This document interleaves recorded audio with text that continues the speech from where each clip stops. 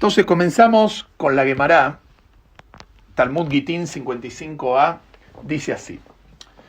La Guemará explica, Jerusalén fue destruida a causa de Kamsa y Bar Kamsa. Y explica, había una vez un hombre cuyo amigo se llamaba Kamsa, había una persona que no sabemos cómo se llamaba, vamos a llamarlo un hombre, como dice la Guemará ahí, Aú Gabra, que él tenía un amigo que se llamaba Kamsa, y cuyo enemigo se llamaba Bar Kamsa, y tenía otra persona que no era su amigo, sino lo contrario, se llamaba Bar Kamsa. Entonces este hombre, que no sabemos cómo se llama nuevamente, una vez hizo una gran fiesta y le dijo a su sirviente, ve y tráeme a mi amigo Kamsa. Le dijo ahí a la persona que trabajaba con él, mira, estoy haciendo una fiesta, por favor invítalo a mi amigo Kamsa. El sirviente fue y se confundió, y por error, en vez de traerlo a Kamsa, lo trajo a Bar Kamsa. Era muy parecido el nombre, entonces daba la confusión. Y se confundió y lo invitó a Bar Kamsa. El hombre que estaba organizando la fiesta vino, cuando empezó la fiesta, y encontró a Bar Kamsa sentado en la fiesta. Entonces, obviamente, eso le hizo explotar. Su enemigo en su fiesta, no existe una cosa así. Entonces el anfitrión dijo a Bar Kamsa, ese hombre es el enemigo, Baal de Babá, de ese hombre, y explica la Guemará, es decir, tú eres mi enemigo. La Guemará tiene ese idioma poético que a veces habla de esta forma, lo que le quiere decir, vos sos mi enemigo. ¿Qué quieres entonces aquí? ¿Qué estás haciendo en mi fiesta? Levántate y vete. Entonces Bar Kamsa, que estaba en la mitad de la fiesta, había un montón de invitados, y estaban los jajamim, los sabios de la época presente en esa fiesta, Bar Kamsa le dijo, como ya he venido, como ya estoy acá, déjame quedarme y te daré dinero por lo que comas. ¿Sabes qué? Te pago el plato. Si tanto te duele que esté acá, te pago el plato. Lo que coma y beba. Simplemente no me avergüences echándome. Le dijo, no me hagas pasar vergüenza echándome. El anfitrión le dijo, no, debes irte. Bar Kamsa le dijo, cuando vio que el otro estaba duro, le dice, te daré dinero por la mitad del valor de la fiesta. ¿Sabes qué? No te pago solo mi plato, te voy a pagar la mitad de lo que te sale la fiesta.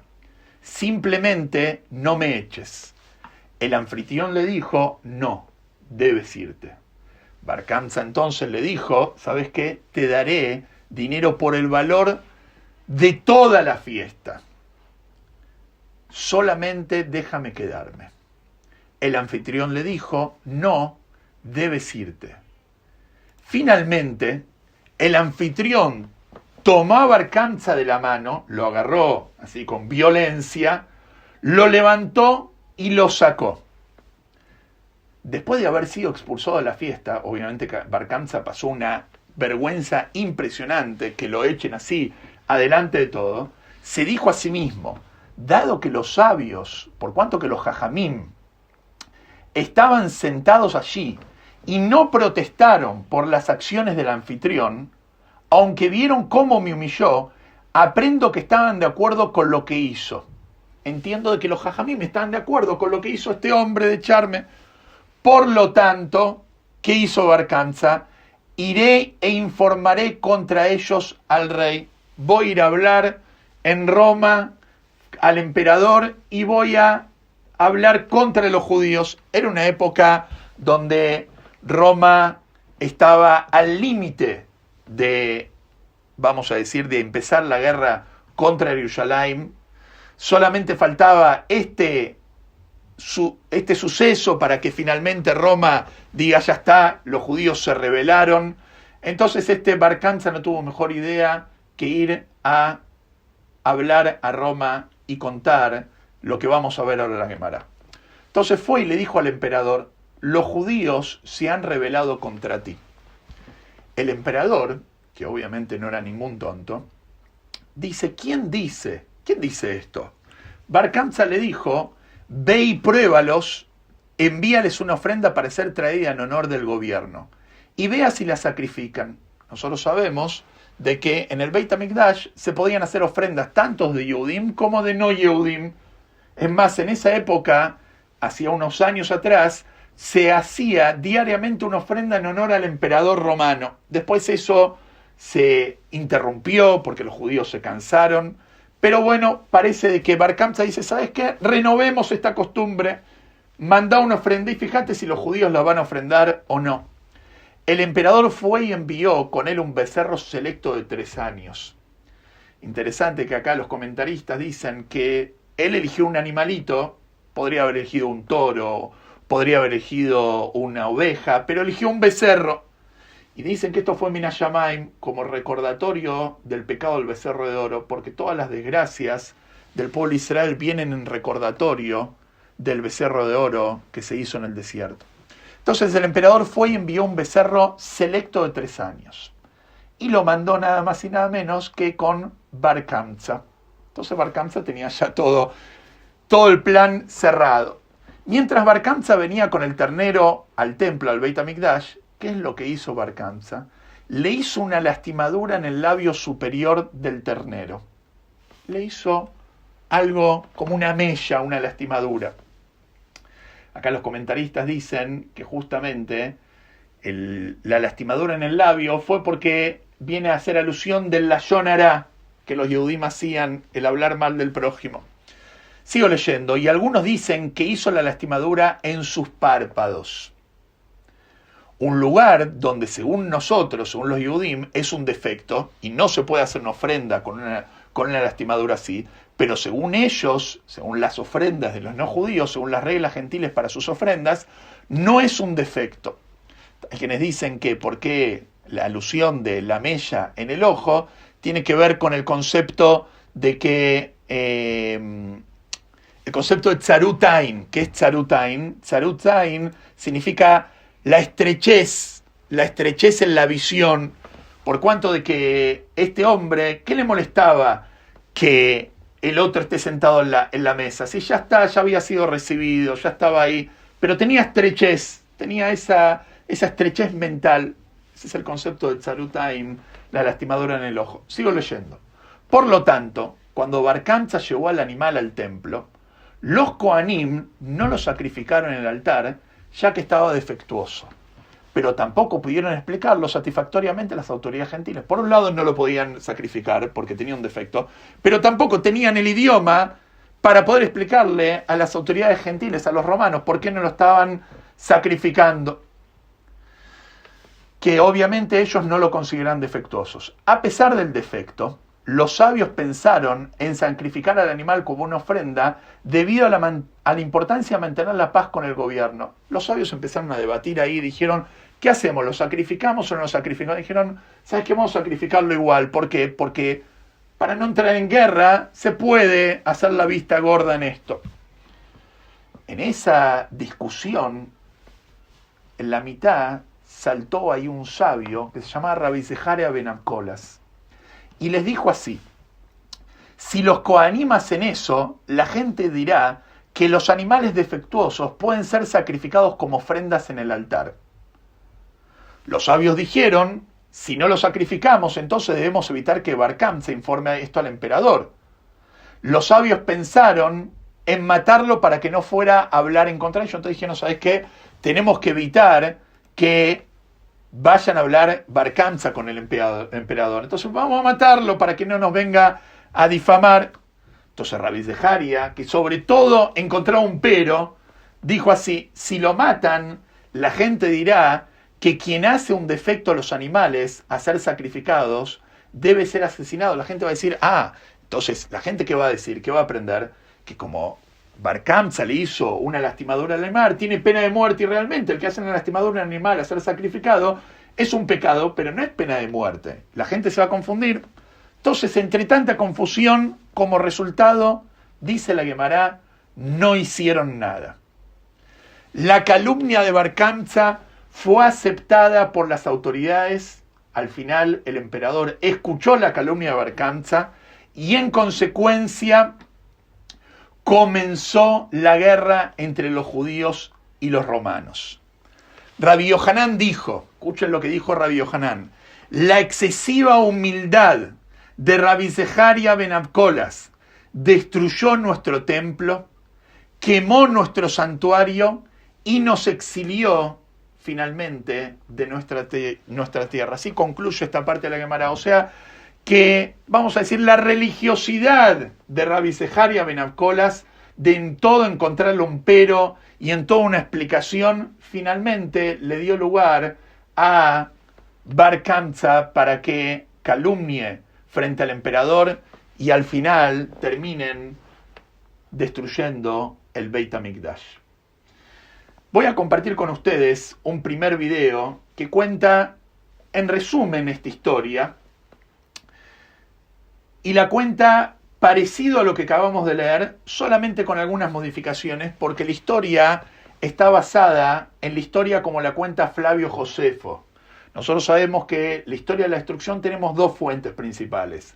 Lo que acabamos de leer, que es la Gemara del Talmud, y también lo que cuenta Flavio Josefo, principalmente en su libro La Guerra de los Judíos. Entonces, el primer video que voy a compartir con ustedes está en inglés. Espero que lo puedan seguir. Está también transcripto para que lo puedan seguir. Así que voy a compartir con ustedes un segundito el video. Bien.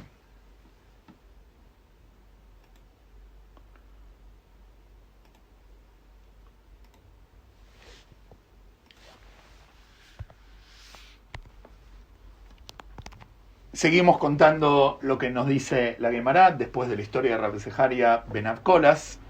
Nos dice así. Entonces, una vez que los romanos reciben la calumnia, dice la Gemara, las autoridades romanas enviaron al César Nerón.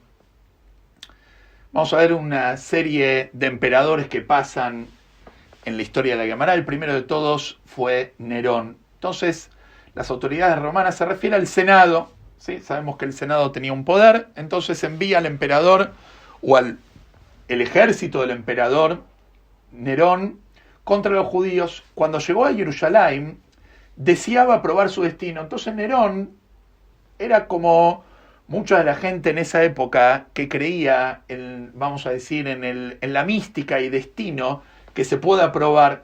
Entonces él quería saber si iba a poder conquistar Jerusalén. Entonces dice la Gemara que él disparó una flecha hacia el este y la flecha vino y cayó en Jerusalén. O sea, dobló y se fue a Jerusalén.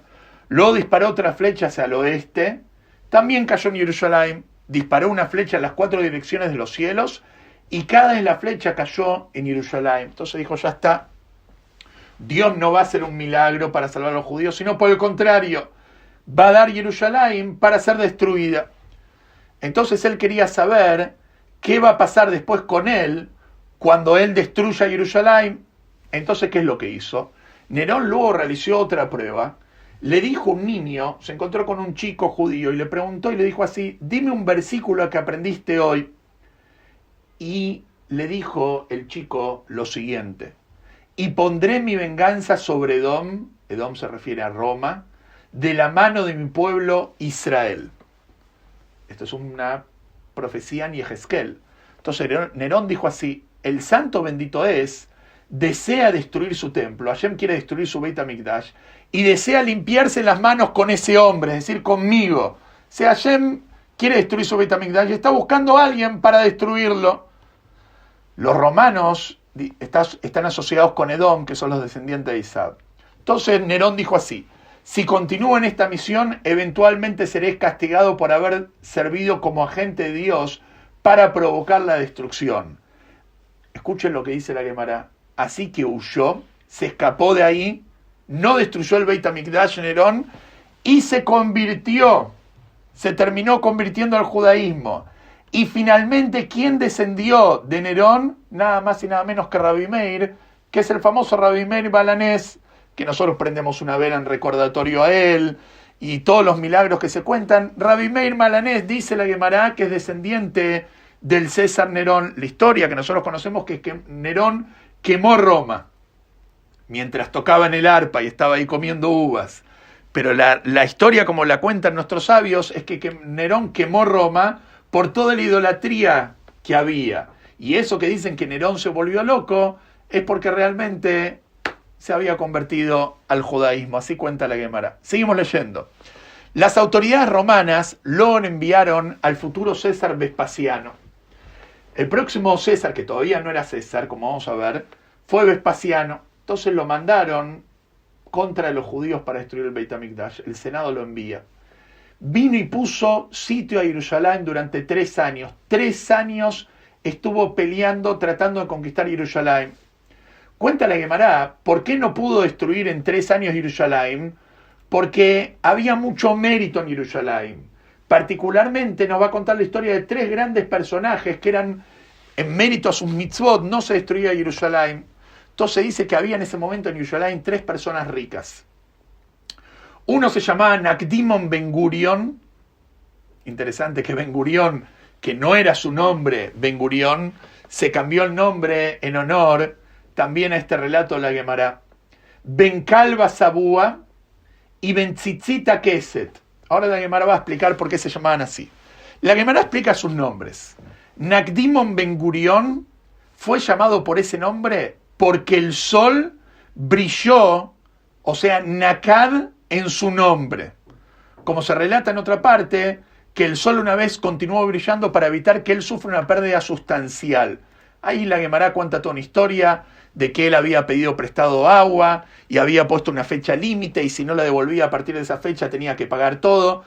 Y se estaba por hacer de noche, entonces él le pidió a Dios que le dé una prórroga más y Dios detuvo el sol que siga brillando para que él pueda juntar el agua suficiente por medio de la lluvia. Ese es Nakdimon Ben Gurion.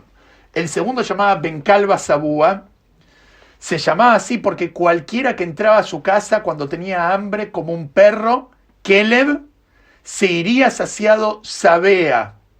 Se llamaba Ben Kalba Sabúa porque todo el que entraba a su casa, hambriento como un perro, se iba saciado porque parece que habían todos los manjares en su casa.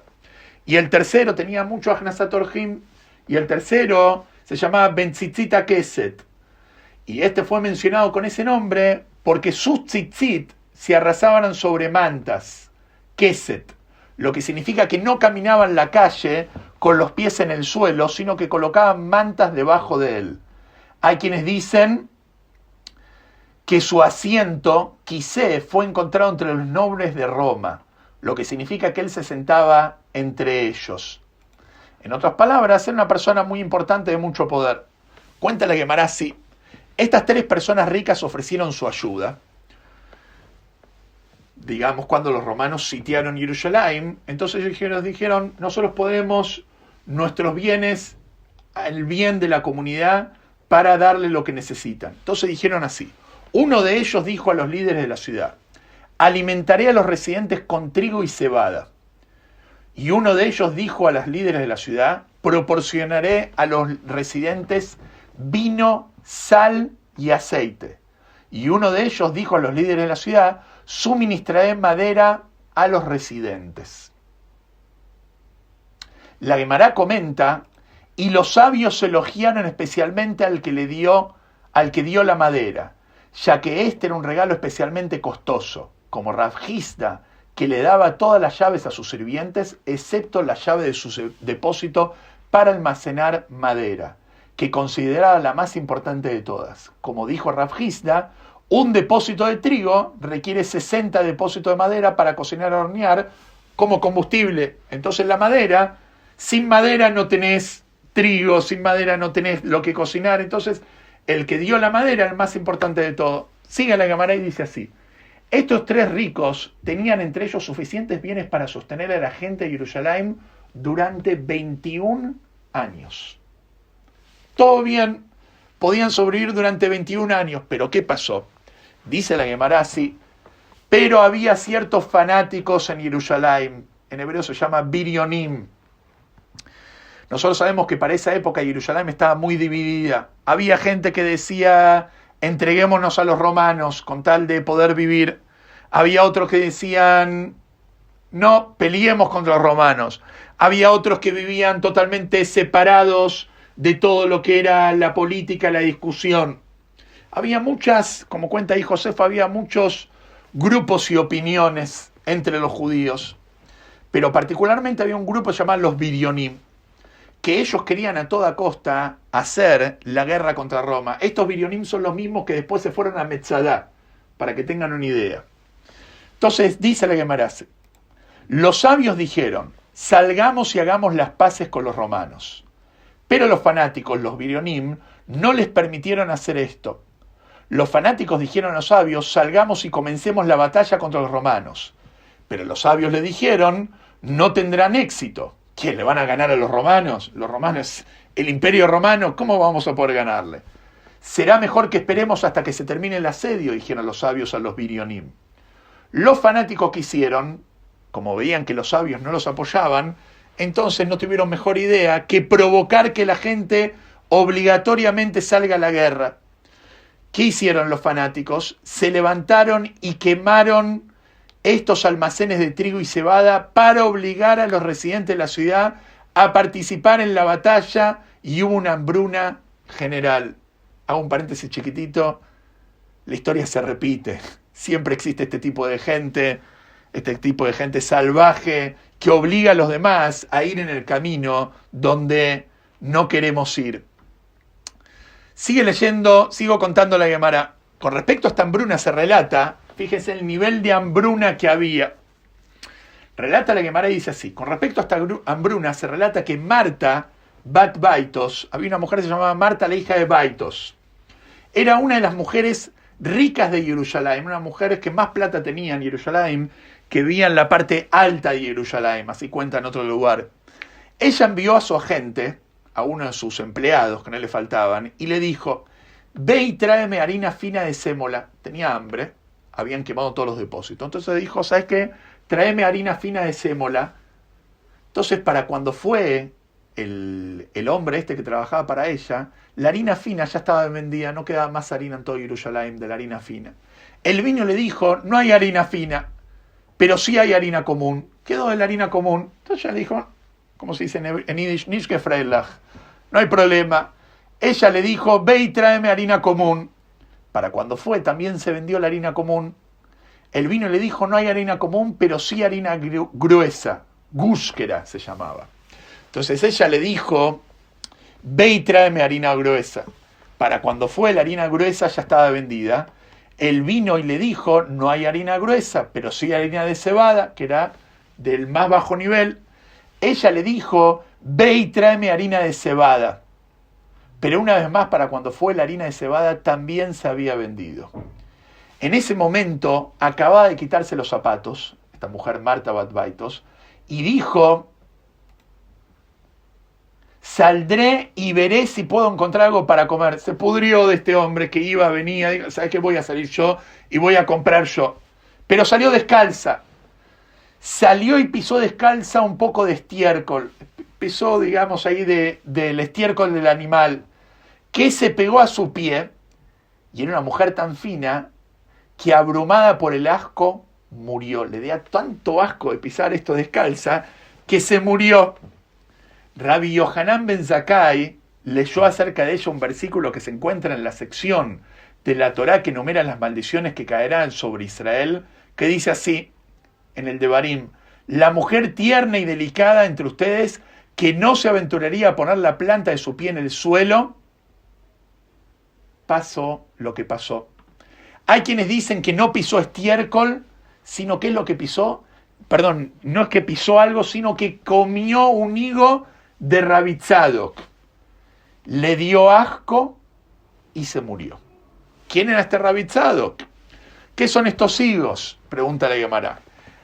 Entonces responde y dice así, Rabbi Tzadok hizo ayunos durante 40 años rezando para que Jerusalén no fuera destruida. Después de hacer 40 años ayuno, no es que hacía todo el día ayuno, hacía un ayuno, digamos, de la salida del sol hasta la puesta del sol. Era ayuno, vamos a decir, mediodía. Pero después de 40 años hacer este tipo de ayunos, estaba tan demacrado por el ayuno que cuando comía algo, esto era visible desde el exterior de su cuerpo. Él comía algo y se veía desde afuera cómo pasaba esto por su cuerpo. Y cuando él comía después de un ayuno, le llevaban higos para, digamos, algo fácil de consumir.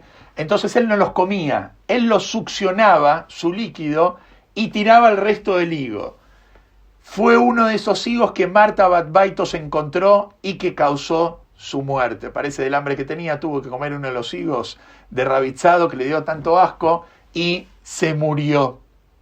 Ahora, no se murió de un segundo para el otro, sino que se cuenta que cuando se estaba muriendo, dice la Gemara, sacó todo su oro y plata y lo arrojó al mercado, al shuk, y dijo así: ¿para qué necesito todo esto? Y así es como está escrito: lanzarán su plata en las calles y su oro será como una cosa impura. Su plata y su oro no podrán librarlos en el día de la ira del Señor. No saciarán sus almas ni llenarán sus entrañas. O sea, como queriendo decir el libro de Yehezkel, que ¿de qué te sirve la plata si no tenés para comer? Y eso es lo que pasó con la pobre Marta. Continúa la Gemara y dice así, relata la Gemara. Abba Sikra era el líder de los fanáticos, de los Binyonim, de Jerusalén, y casualmente era hijo de la hermana de Rabbi Yohanan ben Zakkai, que era el líder de los Jajamim, de los sabios, o sea, era nada más y nada menos que sobrino de Rabbi Yohanan ben Zakkai. Entonces Rabbi Yohanan ben Zakkai le envió un mensaje a su sobrino, le hizo llegar un mensaje en secreto, y le puso: ven a mí en secreto, vení conmigo que quiero hablar con vos. Vino a Basikra y Rabbi Yohanan ben Zakkai le dijo así: ¿hasta cuándo harás esto y matarás a todos por inanición? ¿Hasta cuándo vas a seguir haciendo estas locuras que no dejás salir a nadie de Jerusalén y que quemás la comida? Nos vas a matar a todos de hambre. Entonces Abba Sikra le dijo: ¿qué puedo hacer? Porque si les digo a la gente que están conmigo, a mis seguidores, si les digo algo, me van a terminar matando. Esto también es algo en la historia que se repite, que a veces los líderes de los fanáticos logran que sus fanáticos, sus seguidores, sean peor que el propio líder, y hasta tal punto que él ya pierde el control de sus seguidores. Entonces Rabbi Yohanan ben Zakkai le dijo a su sobrino así: muéstrame un método para que puedas salir de la ciudad, y es posible que a través de esto haya una pequeña salvación. Decime una forma que pueda salir de la ciudad, porque tenían cerrada la ciudad desde adentro. Los romanos la tenían desde afuera y los Binyonim la tenían desde adentro. Si yo logro salir y hablar con el campamento romano, quizás vamos a tener una pequeña salvación, le dice a su sobrino. Entonces Abba Sikra le dice al tío, a Rabbi Yohanan, le dice así: esto es lo que debes hacer. Finge estar enfermo, y haz que todos vengan y te pregunten por tu bienestar. Hacete el enfermo y que la gente venga a ver cómo estás de tu salud, para que se corra la voz acerca de tu enfermedad, para que en la calle siga: ¿escucharon que Rabbi Yohanan está enfermo? Luego, traiga algo pútrido, trae algo que se esté pudriendo, colóquelo cerca de usted, para que la gente diga que ha muerto y está descomponiéndose. Y luego haga que sus alumnos entren para llevarlo al entierro, y no permita que nadie más entre, para que los fanáticos no se den cuenta de que todavía está liviano, ya que los fanáticos saben que una persona viva es más liviana que una persona muerta. Abba Sikra, que era una persona que sabía mucho de estos temas, le dijo al tío: mira, hacete el enfermo, después de unos días pone algo podrido para que la gente piense que estás muerto, y después solamente permití que tus alumnos más cercanos, ellos sean los que te saquen de Jerusalén, y que nadie más te levante, porque se sabe que una persona viva pesa menos que una persona muerta. ¿Por qué? Porque así dice la Gemara, que una persona viva no se tatzmo, se carga a sí mismo, es como que ayuda a ser cargado. Entonces Rabbi Yohanan ben Zakkai hizo esto. Rabbi Eliezer entró por un lado y Rabbi Yeshua por el otro lado para sacarlo. De un lado lo sostenía Rabbi Eliezer, del otro lado lo sostenía Rabbi Yeshua. Cuando llegaron a la entrada de la ciudad, los guardias, los Binyonim, los mismos judíos fanáticos, que eran de la facción de los fanáticos, querían perforar el cajón con sus espadas para asegurarse de que realmente estaba muerto. Abrirlo no lo iban a abrir porque no es la costumbre judía, pero que vamos a pincharlo con una espada para ver si está muerto, si total ya está muerto. Como era la práctica común, Abba Sikra, que estaba ahí, el líder, le dice a los demás: los romanos dirán que perforan incluso a su maestro. Los romanos que van a decir: mira, ni confían de su maestro, que lo tienen que pinchar. Los guardias entonces querían al menos empujarlo para ver si estaba vivo, en cuyo caso gritaría por el empuje. Abba Sikra les dijo, dirán que empujan incluso a su maestro, me van a decir los romanos, que ni a su maestro respetan que lo empujan. Entonces los guardias abrieron la puerta y lo dejaron salir. Cuando Rabbi Yohanan ben Zakkai llegó allí, es decir, al campamento romano, se encontró con Vespasiano y le dijo, Shalom Aleichem, Malká, el rey, Amelech, saludos a usted el rey, saludos a ti el rey. Entonces Vespasiano le responde a Rabbi Yohanan lo siguiente, eres culpable de 2 penas de muerte. Tenés 2 penas de muerte sobre vos. Una, porque no soy rey. Y sin embargo me llamas rey. Y además que si soy rey, ¿por qué no viniste hasta mí ahora? Si yo soy el rey, ¿por qué no me viniste a ver antes? Entonces Rabbi Yohanan ben Zakkai le dijo así, en cuanto a lo que dijiste sobre ti, no soy un rey, en verdad eres un rey, sino ahora entonces en el futuro. Porque si no fueras un rey, Jerusalén no será entregada en tus manos, como está escrito, y el Líbano caerá por un poderoso. Y poderoso significa son un rey, como está escrito, y su poderoso será ellos mismos, y su gobernante procederá de entre ellos. Indicando que poderoso significa gobernante, y Líbano significa solo el templo, como dice esa buena montaña, y el Líbano. Líbano viene de la palabra Lebanón, Lebanón es Labán, porque el templo limpiaba de los pecados de la persona. Entonces ahí Rabbi Yohanan le dijo, vos vas a ser el emperador, vas a ver. Y en cuanto a lo que dijiste, con tu segundo comentario, si soy un rey, ¿por qué no viniste hasta ahora? Hasta mí hasta ahora. Entonces te digo así, hay fanáticos entre nosotros, están los Birionim, que no nos permiten hacer esto. Entendiendo que Rabbi Yohanan dice la Gemara, que el Rabbi Yohanan ben Zakkai estaba preparado para pedirle que no destruyera el templo, entonces Vespasiano le dijo así, le trae como un ejemplo, y le dice así, con respecto a eso de que los Birionim, los fanáticos no lo dejaban salir, le dijo así, si hay un barril de miel y una serpiente, un deracón, lo envuelve, si tenés un barril de miel y hay una serpiente alrededor del barril, ¿no romperían el barril para matar a la serpiente? Como queriendo decir, tenemos que destruir el Beit HaMikdash para matar a los fanáticos.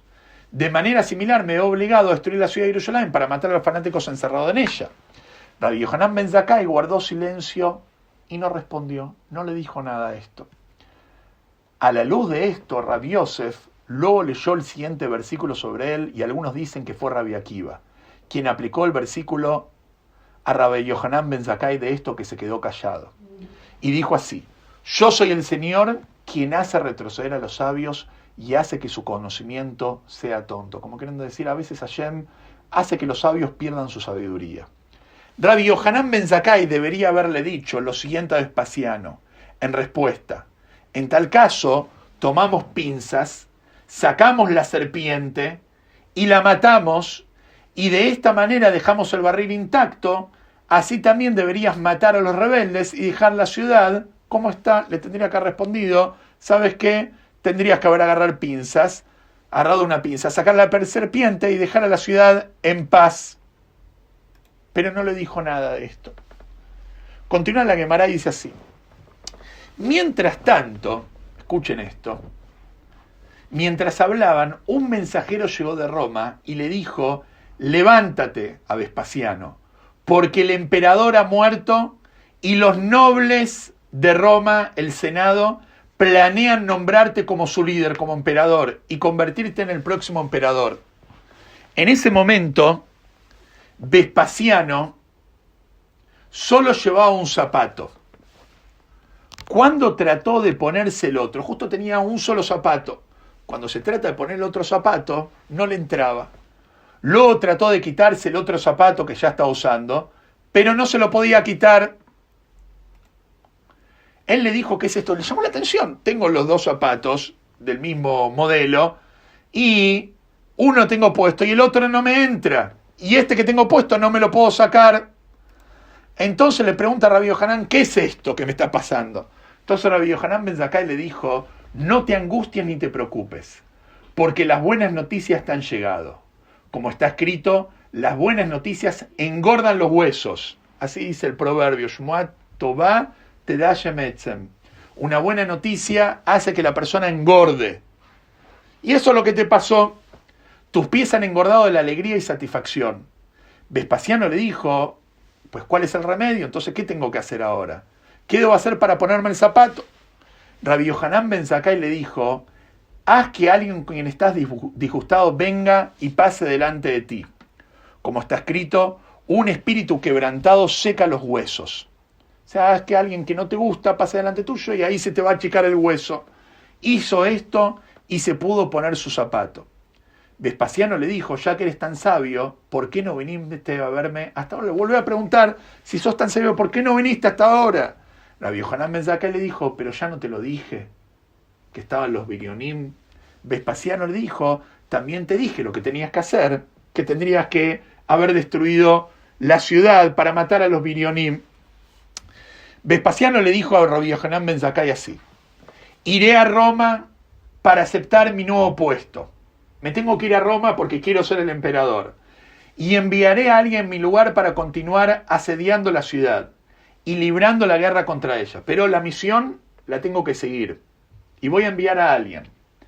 Pero antes de irme, escuchen lo que le dice Vespasiano a Rabbi Yohanan. Pide algo de mí que pueda darte. Pídeme algo que te lo pueda cumplir. Rabbi Yohanan ben Zakkai le dijo acá una de las más famosas frases de la historia judía. Le dijo así, Tenli Yavne bejajamea, dame a Yavne y a sus sabios. ¿Qué significa dame Yavne y a sus sabios? Yavne era una ciudad donde se estudiaba Torá. Entonces él dijo que se mantenga la Torá, no me mates a los sabios y no la destruyas. Él sabía que se puede destruir el templo, pero el pueblo judío se va a seguir manteniendo si hay Torá.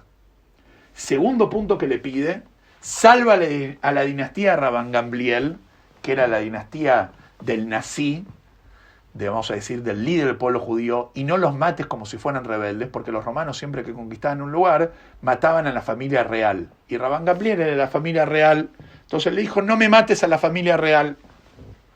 Y finalmente, escuchen lo que le dice, dame médicos para curar a Rabbi Tzadok. Era tan importante este Rabbi Tzadok que Rabbi Yohanan le pidió médicos para curarlo. Rabbi Yosef leyó el siguiente versículo sobre él.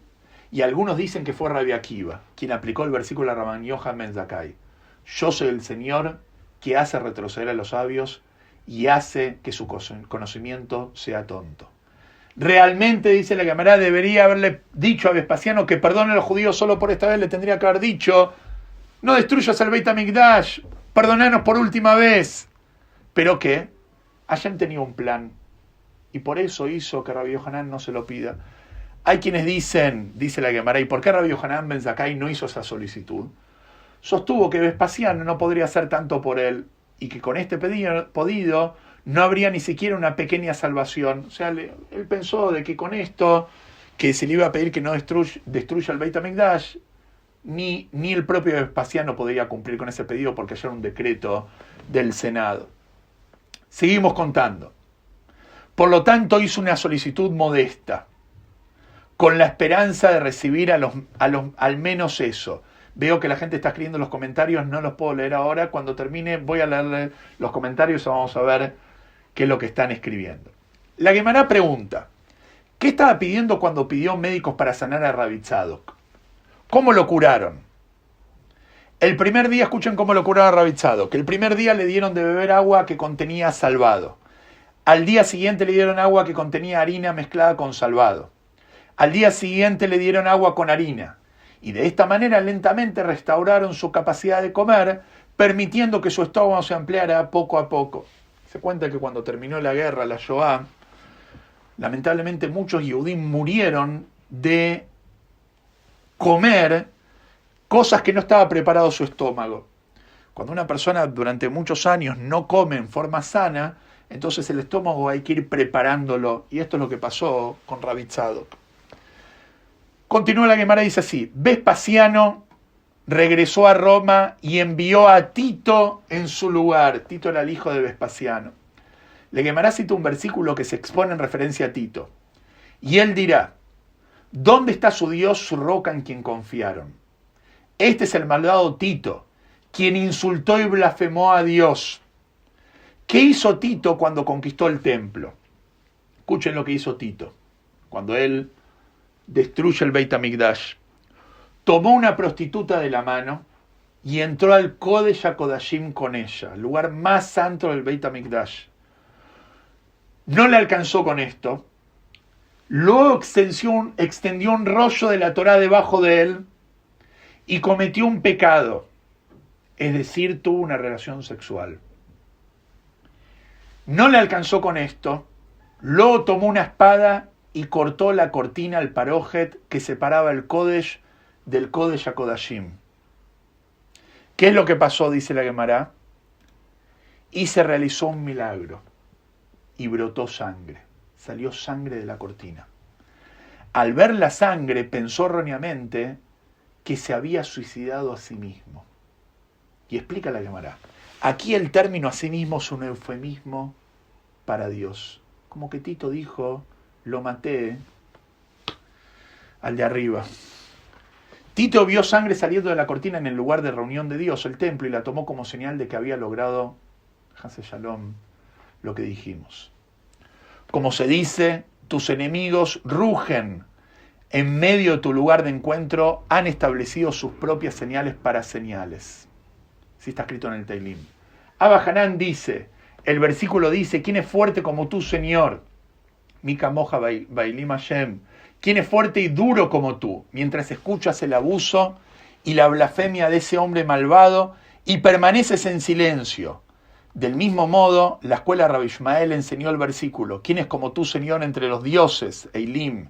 Debe leerse, ¿quién es como tú entre los mudos? Que se dice Ilim. Porque te conduces como un mudo y callas entre los blasfemos. Continúa la Guemará. ¿Qué más hizo Tito? Tomó la cortina, escuchen esto, el parojet, y la formó como una gran canasta, hizo una bolsa con la cortina.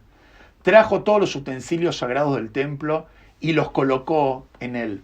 Y los puso en un barco para ir y ser alabado en su ciudad por haber conquistado Jerusalén. Como se dice, y entonces vi a los malvados enterrados y vine a descansar. Pero los que habían hecho lo correcto se habían ido del lugar y fueron olvidados en la ciudad. Esto también es vanidad. No lea la palabra como enterrado, keburim, por el contrario, lea como recopilado, kebutzim. Y no leas la palabra y fueron olvidados de beishtakeu, más bien léalo como fueran alabados, bishtabhu. Según esta interpretación, el versículo habla de aquellos que reunirán y recogerán utensilios del lugar santo en el templo y serán alabados en su ciudad por lo que habían hecho.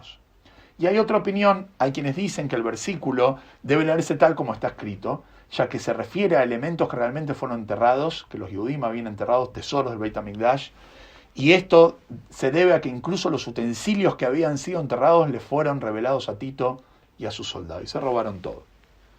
Escuchen esta historia. Se relata sobre Titus, cuando Tito vuelve a Roma con todos los tesoros en un barco, que una vez estuvo viajando en un barco, en el mar, y una ola se levantó contra él y amenazó con ahogarlo. Tito dijo, escuchen lo que dice Tito, me parece que su Dios, el Dios de Israel, solo tiene poder en el agua. Parece que el Dios de los judíos solamente tiene su fuerza cuando está en el agua. El faraón, por ejemplo, se levantó contra ellos y lo ahogó en el agua. Sisera se levantó contra ellos y lo ahogó en el agua. Aquí también se ha levantado contra mí para ahogarme en el agua. Si realmente es poderoso, escuchen lo que dice este desgraciado, si realmente es poderoso, que suba a tierra firme y que haga una guerra contra mí. En ese momento una voz divina emitió y le dijo así, una voz salió del cielo y le dijo a Tito lo siguiente, Rayá ben Rayá, malvado hijo de un malvado, nieto de Isabel malvado, porque tú eres uno de sus descendientes y actúas como él. Escuchen lo que le dice la voz del cielo. tengo una criatura baja en mi mundo y se llama mosquito. La Guemará interrumpe y pregunta, ¿por qué se llama una criatura baja? Se llama así porque tiene una entrada para consumir comida, pero no tiene una salida para la excreción. Chupa pero no saca. La Guemará reanuda su historia sobre Tito y dice así, la voz divina continuó, sube a tierra firme y haz la guerra con el mosquito. ¿Vos querés pelear conmigo? Le dice la voz del cielo en nombre de Dios. Primero pelea contra el mosquito y después veamos si podés pelear contra mí. Subió a tierra firme y llegó un mosquito, entró por la nariz y le mordió el cerebro durante 7 años. Cuando subió a tierra firme le entró un mosquito por la nariz y se le metió en la cabeza. Y durante 7 años le taladró la cabeza. Titus sufría mucho de esto hasta que un día pasó por la puerta de una herrería. Todo el tiempo le picaba la cabeza. Estaba como loco Tito. Y un día pasa por la puerta de una herrería. El mosquito escuchó el sonido de un martillo, escucha el martillo que golpea al yunque, y permaneció en silencio y quieto. Tito dijo, veo que hay un remedio para dolor. Tito agarró y dijo, ya está, encontré el remedio para mi dolor de cabeza. Todos los días traía un herrero que martillaba delante de él. Y Tito le daría 4 dinares como pago a un herrero gentil y a un judío no le pagaba. Y le decía así, es suficiente que veas a tu enemigo con tanto dolor, suficiente pago que veas a tu enemigo que está sufriendo. Esto lo hizo durante 30 días y fue efectivo hasta ese entonces. A partir de ese momento, desde que el mosquito se acostumbró al martillero, al ruido del martillo, se acostumbró a él y una vez comenzó a atacar el cerebro de Tito. Se acostumbró al ruido y otra vez le empezó a taladrar aunque golpeaban el martillo. En una braita se enseñó que Rabbi Pinjas ben Aroba dijo, yo estaba en ese momento entre los nobles de Roma y cuando Titus murió, le abrieron la cabeza y descubrieron que el mosquito había crecido al tamaño de un gorrión que pesaba 2 selas. Se enseñó en otra braita, era como una paloma de un año que pesaba 2 litrim, unos 320 gramos. Impresionante. Continúa la Guemará y dice así, va concluyendo la historia, dice así. Abaye dijo, tenemos la tradición de que su boca, la boca del mosquito, del gorrión, estaba hecho de cobre y sus garras estaban hechas de hierro. Cuando Tito se estaba muriendo, escuchen lo que dice este malvado, dijo a sus asistentes, cuando me muera, quema a ese hombre, es decir, a mí, y esparce sus cenizas por los 7 mares, para que el Dios de los judíos no me encuentre y me juzgue. Como dijo, no quiero que Dios me juzgue, entonces quémenme y tiren mis cenizas en los 7 mares. Entonces, con respecto a esto, la Guemará cuenta, Ónkelos, que era un no judío, era sobrino de uno de los futuros emperadores romanos, que finalmente se terminó convirtiendo al judaísmo, Ónkelos, y hizo la famosa traducción a la Torá, la primera traducción a la Torá del arameo, se llamaba Ónkelos Barcalónicos. Era el hijo de la hermana de Tito. Quería convertirse al judaísmo. Fue y levantó a Titus de la tumba a través de la nigromancia. A través de una especie de magia y brujería, trajo al alma de Titus, una vez que ya estaba muerto, la trajo al mundo. Y le dijo, ¿quién es más importante en ese mundo, donde estás ahora? Tito le respondió, arriba, ¿sabés quiénes son más importantes? El pueblo judío. Ónkelos le preguntó a Tito, ¿debería unirme a ellos aquí en este mundo? ¿Me tengo que convertir o no? Tito le dijo, sus mandamientos son numerosos, tienen muchas mitzvot y no podrás cumplirlos. Es mejor que hagas lo siguiente, ¿vos querés ser importante en este mundo? Sal y lucha contra ellos en este mundo. Y serás el jefe, como está escrito, sus adversarios se han convertido en jefes. ¿Qué significa? Cualquiera que angustia a Israel se convertirá en jefe. Ónkelos le dijo, ¿cuál es el castigo de ese hombre? ¿Cuál es tu castigo, Tito? Un eufemismo para el propio Titus, en el próximo mundo. Tito le dijo así, lo que decretó contra sí mismo, lo que yo mismo me decreté, ese es mi castigo. Todos los días se recogen sus cenizas en los 7 mares, lo arman, lo juzgan, lo queman y lo esparcen después de juzgarlo por los 7 mares. Y todos los días eso mismo. Siguiente historia. Aunque lo fue y levantó a Bilam, el famoso Bilam, que quiso maldecir al pueblo de Israel. Lo levantó de la tumba a través de la nigromancia. Y le dijo, ¿quién es más importante en ese mundo? ¿Dónde estás ahora? Bilam le dijo, el pueblo judío. Onkelos le preguntó, ¿debería unirme a ellos aquí en este mundo? Bilam le dijo, no buscará su paso, su bienestar todos los días. Eso como parafraseando lo que dice el libro de Devarim. Onkelos le dijo, ¿cuál es el castigo de ese hombre? Un eufemismo para el propio Bilam. En el próximo mundo. Bilam le dijo, él está siendo cocinado en semen hirviendo, ya que hizo que Israel se involucrara en un comportamiento prohibido con las hijas de Moab. Él hizo que los Yehudim pequen en una relación sexual prohibida con las hijas de Moab, y por eso lo cocinan en esto, en el mundo venidero. Obviamente es una metáfora. Entonces Onkelos fue y levantó al pecador de Israel.